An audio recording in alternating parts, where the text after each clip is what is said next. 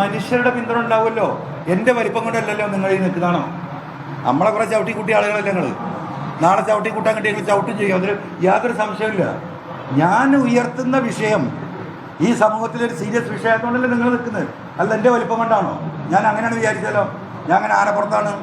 അങ്ങനെയൊന്നും ആരും തെറ്റിദ്ധരിക്കണ്ട. ഞാൻ കേരളത്തിൻ്റെ നിയമസഭയിൽ ബഹുമാനപ്പെട്ട കഴിഞ്ഞ പ്രതിപക്ഷ നേതാവ് ശ്രീ രമേശ് ചെന്നിത്തലയോട് നിയമസഭയിൽ പ്രസംഗിക്കുന്നത്. എൻ്റെ കച്ചവടം മുഴുവൻ പൂട്ടിച്ചു നിങ്ങൾ. ഈ നിങ്ങളാണ് പൂട്ടിച്ചത്. അതിന് പിന്നിൽ നിന്ന് ഈ പറയുന്ന UDF-ൻ്റെ ആളുകളാണ്.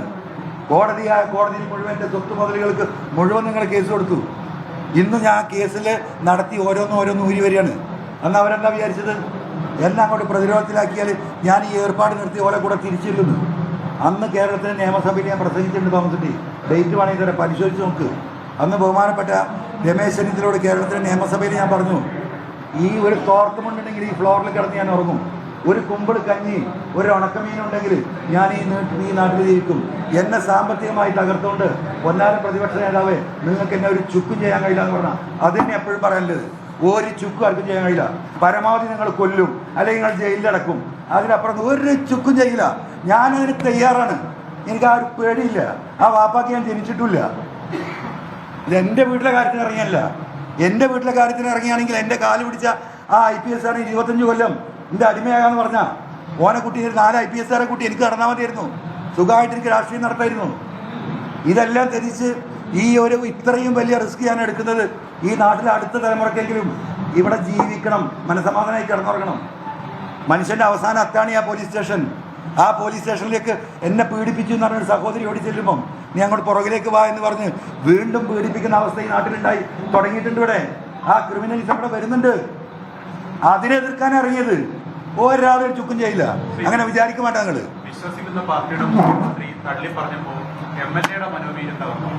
എനിക്ക് അങ്ങനെ തകരുന്ന മനോവീര്യമല്ല.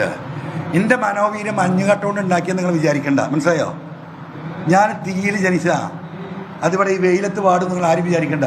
നിങ്ങൾ കുറേ കല്ലെടുത്ത് എറിഞ്ഞല്ലോ എന്നെ 3-4 കൊല്ലം മുമ്പ്. നിൽക്കാതെ എറിയല്ലായിരുന്നു. നിങ്ങൾ എറിഞ്ഞ കല്ല് മുഴുവൻ ഞാൻ സ്വരൂപിച്ചു. എന്താ ചെയ്തത്? ഞാൻ എൻ്റെ അടിത്തറ ബലപ്പെടുത്തി. ഞാനൊരു പത്രസമ്മേളനം നടത്തി ഈ പാർക്കും വിഷയങ്ങളുണ്ടായപ്പം മലപ്പുറത്ത്. ഞാൻ ജീവിതത്തിൽ ആദ്യം കരഞ്ഞു വന്നത് നിങ്ങളുടെ മുമ്പിലാണ്. അന്ന് ആ സത്യം നിങ്ങളെ ബോധ്യപ്പെടുത്തുമ്പോൾ ഞാനൊന്ന് ഇതായിപ്പോയി. അന്ന് നിങ്ങളെ വിളിച്ചു, നിങ്ങൾ വരണം കക്കാടംപൊയിൽ. ഈ വെള്ളം തടുത്ത് നിങ്ങൾ നോക്കണം. അവിടുത്തെ SC അവിടുത്തെ ട്രൈബൽസുമായി നിങ്ങൾ സംസാരിക്കണം.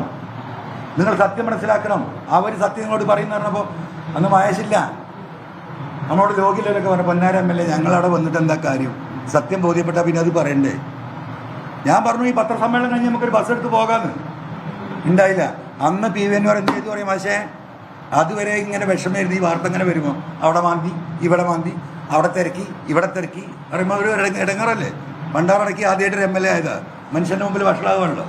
അന്ന് PVN തീരുമാനിച്ചു, നിങ്ങൾ ഉണ്ടാക്കുന്ന അപമാനം ഉണ്ടല്ലോ, അന്ന് മുതൽ ഞാൻ ആഘോഷമാക്കി മാറ്റി. ആ ആഘോഷം ഇപ്പോഴും തുടരാണ്. ഒരു ചുക്കും ആരും ചെയ്യില്ല. നമുക്ക് കാണാം. നമുക്ക് അത് വിട്ടാളി നമ്മളടുത്തേക്ക് വേണ്ട.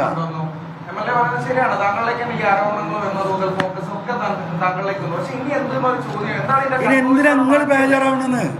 എനിക്കിനി എന്തിനും നിങ്ങളെന്തിനാ ബേജാറാണ്? എനിക്കങ്ങനെ ബേജാറുണ്ടെങ്കിലല്ലേ? അല്ല, എനിക്ക് ബേജാറുണ്ടെങ്കിലല്ലേ പൊന്നാരാരുടെ നീ നിനക്ക് ചെറിയ സേപ്പനോടുണ്ട്. അതിന് നീ എന്തിനാ ബേജാറാവണെന്ന്? എൻ്റെ ഭാര്യക്കും മക്കൾക്കും ബേജാറില്ല. എൻ്റെ മോള് 11ാം ക്ലാസ്സിലാണ്. അവളെന്താ പറഞ്ഞറിയോ? ഇപ്പോൾ പൊയ്ക്കോന്ന്. ഉപ്പാനെ ഒരു കൊല്ലുകയാണെങ്കിൽ കൊല്ലട്ടെ. 2 മക്കൾ ഗൾഫുണ്ട്, അവർ വിളിച്ചു, ഉപ്പ പൊയ്ക്കോ, ഞങ്ങളൊക്കെ അത്യാവശ്യത്തിന് അയക്കണ്, ഒരു കൊല്ലുകയാണെങ്കിൽ കൊല്ലട്ടെ. പിന്നെ ഞാൻ ആരെയാ പരിഗണിക്കണ്ടേ? ആരെ പരിഗണിക്കണ്ട്? പിന്നെ ഈ അജിത് കുമാറിന്റെ ഈ വാലോട്ടത്തിനോ നിങ്ങൾ ആളെ നോക്കണ?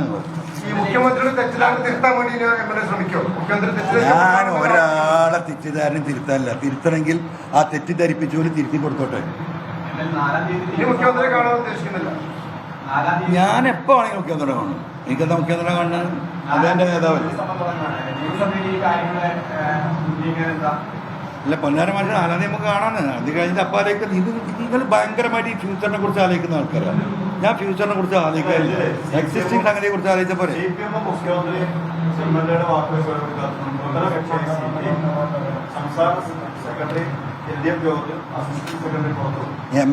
MLA വെള്ളം കുടിപ്പിച്ചതൊന്നും എഴുതേണ്ടത് അയച്ചിട്ടാണ്.